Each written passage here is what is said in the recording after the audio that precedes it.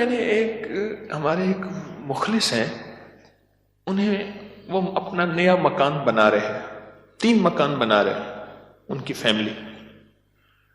میں نے انہیں ایک عمل بتایا، آج آپ کو ہی بتا دوں، طرفت عین پہ یاد آئی بات. ذرا یہ عمل غور سے سنیے گا، ہر اس شخص کے لیے جو نیا مکان چاہتا ہے، نیا مکان بنا چکا ہے، نئے مکان میں رہ رہا ہے یا نیا مکان بنائے گا.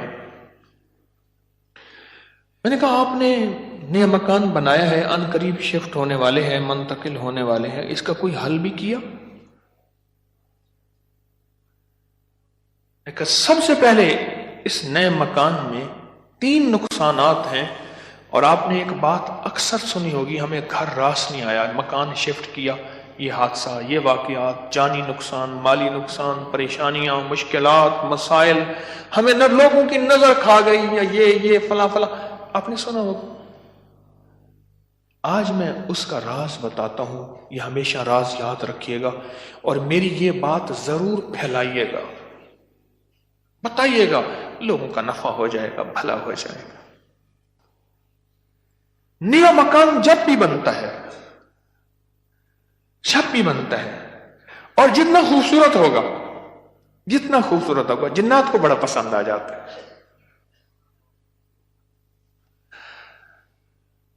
اب میں ایک صاحب نے مجھے ایک بات بتائی، وہ بات میں انہی کی زبان میں سناؤں گا، آپ وہ بات کی چاشنی بھی لے لیں، پھر میں بات مختصر کر کے بتاؤں گا. اماں بالا کو قرآن پڑھیں دیا، یہاں تک سمجھ آ گئی؟ بچوں کو قرآن پڑھاتی تھی اماں. تو ہم نے نیا مکان بنایا، اماں نے یہ ڈٹھا، اماں کہندی ہے ون حافظ کوئی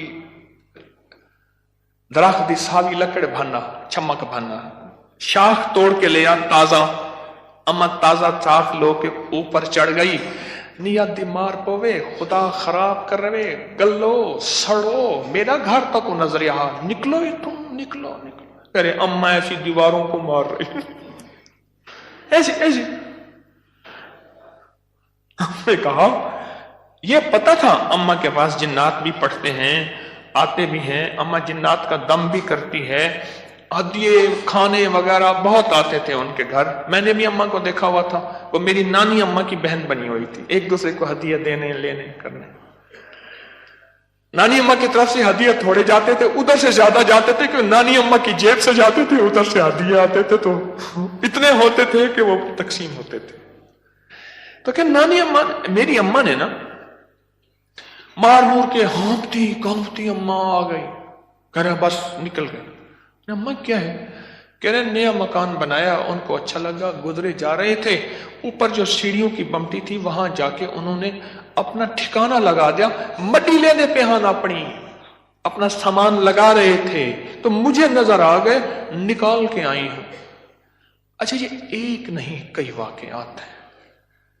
آپ کے گھر میں بہترین گھر بنا، اور آپ کے گھر میں گندی کیچڑ کے 5-10 کتے، جو گرمیوں میں نا آپ نے دیکھا ہوگا نالیوں میں کتے بیٹھے ہوتے ہیں، بڑی ساری زبان نکال کے ہانپ رہے ہوتے ہیں، گندی نالی میں پانی گزر رہا ہوتا ہے تو ان کا جسم کچھ ٹھنڈا ہوتا ہے.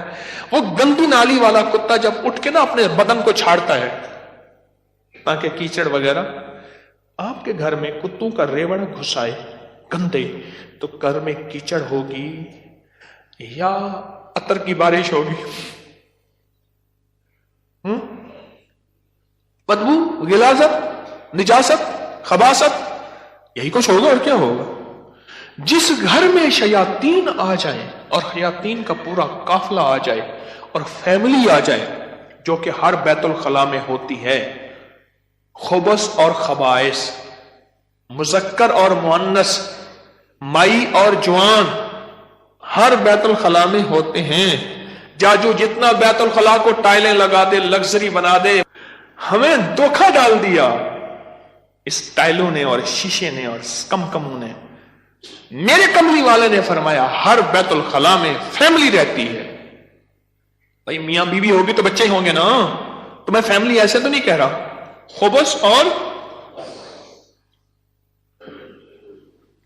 تو سب سے پہلے تو جنات، شیاطین. دوسرا جو ہوتا ہے، جو روگ لگتا ہے، دوسرا جو روگ لگتا ہے وہ خود مزدوروں اور لیبر کا روگ لگتا ہے.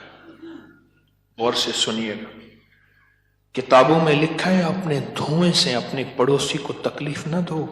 اگر تم نے کوئی مسالہ دار چیزیں، اسپائسی چیزیں، لذیذ چیزیں بنائی ہیں اور تمہارے پڑوسی کو یہ قدرت حاصل نہیں تو اس کو تکلیف نہ دو. پانی شوربے میں زیادہ ڈال دو، کچھ اس کو دے دو. اور کتابوں میں یہاں تک لکھا ہے کہ پھلوں کے چیزوں کے چھلکوں سے پڑوسی کو تکلیف نہ دو. اگر کوئی اچھی اعلیٰ چیزیں کھائی ہیں تو اپنے پڑوسی کے گھر سے دور رکھو، اس بیچارے کو تکلیف ہوگی کہ اللہ میری جیب میں بھی ہوتا میں بھی کھاتا. یہ جو غریب لیبر آتی ہے، لیبر تو غریب ہی ہوگی نا، مستری مزدور، ان کی نظر کھا جاتی ہے، ان کی نظر کھا جاتی.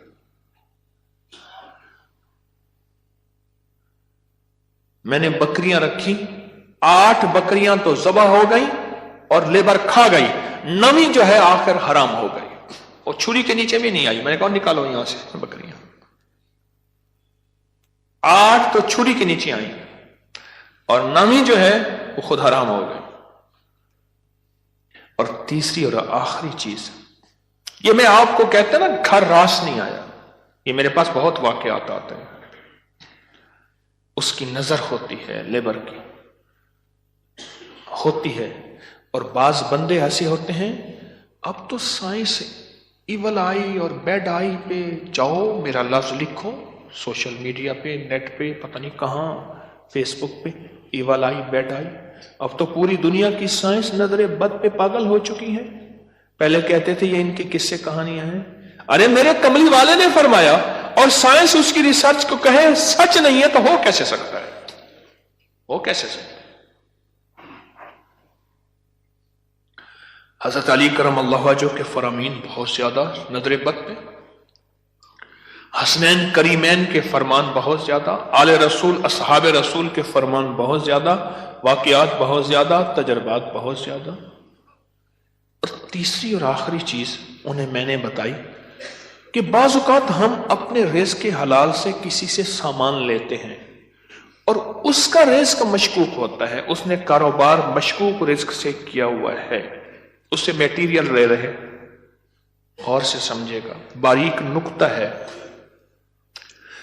ہم نے اس سے جو میٹیریل دیا وہ رزق مشکوک ہے اس کا. اس کی دلیل میں دیتا ہوں آپ کو. میں ایک بات کہا کرتا ہوں، آپ نے شاید سنی ہوگی کہ اگر میں محسوس کرتا ہوں میرا رزق مشکوک ہے تو اس مشکوک رزق سے کبھی روزے نہ رکھنا. میں آپ کو اکثر عرض کرتا ہوں، کسی ایسے بندے سے جس کا رزق طیب طاہر حلال ہے اس سے ادھار لے لے. ٹھیک ہے، اس سے ادھار لے کر جس کا رزق طیب طاہر حلال ہے اس سے روزے رکھ اور اپنے پیسوں میں سے وہ ادھار چکا دے. رزق کا اثر ہوتا ہے. ایک بزرگ کہتے ہیں میں نے دعوت کھائی 1 مہینے تک میرے جی میں آیا کہ میں کوئی گناہ بدکاری کروں، صرف ایک دعوت کھائی تھی. واقعات یہ 3 عوامل ہیں، 3 فیکٹرز ہیں بڑے، جو گھر کے اندر کہتے ہیں کہ گھر راس نہیں آیا. اس کا حل کرنا ہے صدقات، خیرات، اعمال، تسبیحات اور ذکر کے ذریعے. اس کا حل کرنا ہے صدقات، خیرات، اعمال، ذکر اور تسبیحات. اس کا حل کرنا ہے. اب یہ سنتے جائیے، غور سے سنیے گا، توجہ سے. نئے گھر میں جب بھی داخل ہوں، سب سے پہلے تو یہ سوچیں کہ میں گھر کس رزق سے بنا رہا. یاد رکھیے گا، مشکوک رزق، یا آپ نے ایسا موضوع چھیڑ دیا کہ اس موضوع کو مجھے کچھ بتانا پڑے گا. سب سے پہلے تو یہ ذہن نشین رکھیے گا، رزق مشکوک کبھی زندگی اور نسلوں میں چین سکون نہیں دے سکتا، کبھی نہیں دے سکتا۔ وہ کیسے ہوگا؟ اس کے میرے پاس واقعات ہی واقعات۔ میں ایک چھوٹا سا صرف واقعہ سناتا ہوں، میں نے کئی واقعے دیکھے۔ پتہ چلا کہ بیٹا فوت ہو گیا خودکشی میں، گرمی تھی، گھر تھا بڑا سارا، یعنی ادھر بھی گھر کے لان تھا، باغیچہ تھا، ادھر بھی باغیچہ تھا، بڑا بہترین گھر بنا ہوا تھا۔ اس وقت محسوس ہو رہا تھا یہ گھر کو بنے 35-40 سال ہو گئے۔ چارپائی جب پڑی تھی تو ہمارے ہوتے ہوئے دھوپ آ گئی، تو چارپائی کو میں نے گھسیٹا اور ایک بیل تھی بڑی خوبصورت، اس کے نیچے لے گئے۔ ایسی وہ بندہ رو رہا تھا، وہ اپنے علاقے کا مجسٹریٹ تھا، میں نے اس کی مجسٹریٹ ہی دیکھی ہے۔ بٹھے والے کو حکم تھا کہ اتنی اینٹیں پہنچانی ہے ورنہ بٹھا کسی شکایت کی وجہ سے سیل ہو جائے گا۔ سیمنٹ والے کے ذمے تھے کہ اتنی سیمنٹ کی بوریاں پہنچانی ہے ورنہ تو 2 نمبر سیمنٹ بیچ رہا، تجھ پہ آبجیکشن لگ جائے گا۔ ریت والے، اینٹ والے، ہر میٹیریل والے کے ذمے تھا کہ تو نے پہنچانا ہے۔ بہترین مکان بنا، بہترین مکان بنا۔ اس گھر میں رہا اور کبھی سکھ کا سانس نہ لے سکا۔ بیوی مر گئی، بیٹا اڑ گیا کہ میں نے ماں کو گھر میں دفن کرنا ہے۔ جو گھر کے پچھلی طرف کا باغیچہ تھا وہاں ماں کی قبر تھی، اور خودکشی مر کے کہنے لگا مجھے ماں کے قدموں میں دفن کرنا ہے۔ 2 قبریں گھر میں بنی ہوئی تھی، بیٹھا ہوا تھا، ریٹائر، مر گیا، اور پھر اس کا کوئی وارث نہیں تھا۔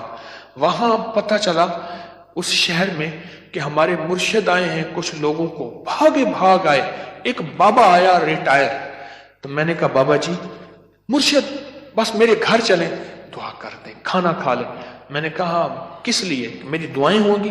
میں نے کہا ایک چیز پہ دعا دوں گا کہ اس بابے کی آپ نے خدمت کرنی ہے، تو خود بھی بابا ہے، اس کی خدمت کرنی ہے، اور اس بابے کی موت تک وہ بزرگ بابا، وہ بھی زندہ ہے، اس کی خدمت کرتا رہا اور وہ دعائیں دیتا رہا۔ میرے اپنے چھوڑ گئے کہ حکیم صاحب تو آیا اور کسی کو خدمت پہ چھوڑ گیا کہ میری چارپائی دھوپ پہ پڑی ہوتی تھی، میرے اندر سکت ہی ختم ہو گئی۔ ایک بڑھاپے نے مارا، دوسرا غموں نے مارا۔ بڑا لمبا واقعہ ہے۔ سب سے پہلے رزق کے حلال، نسلوں کے لیے راحت ہے، اور دوسری چیز ہمارے ایک جاننے والے ہیں، ان کی زندگی میں مسائل ہی مسائل ہیں، مشکلات ہیں، غم ہی غم ہیں۔ اس غم کو وجہ، الیکٹریشین آیا، تھوڑا سا کام کیا، اس کا ہاں تجھے پیسے دوں گا، بجلی والے کا، پلمبری والے کا، مرمت والے کا، کوئی کام ہے، دھوبی کا، فلاں کا، فلاں، اس نے کہا پیسے دوں گا، اور اگر اس نے پیسوں کا اصرار کیا تو اس کو دھمکایا، ڈرایا۔ چھوٹے چھوٹے لوگوں کے پیسے کھاتا گیا، نسلوں میں غربت، تنگ دستی نے گھیر لیا۔ اب مجھ سے اعمال پوچھتے ہیں، اور رزق وہ ہوا جو کالا ہوا، دھن کالا ہوا، اور جس میں غریبوں کی آہیں ہوئیں، تو میں کتنے اعمال کر کے اس گھر میں کیسے سکون پائے گا؟ مجھے بتا تو صحیح۔ اس کی مثال پتہ ہے کیا ہے؟ خنزیر کو بڑے خوشو خضو سے لٹا کے کہتا ہے بسم اللہ اللہ اکبر، تو خنزیر حلال ہو جائے گا۔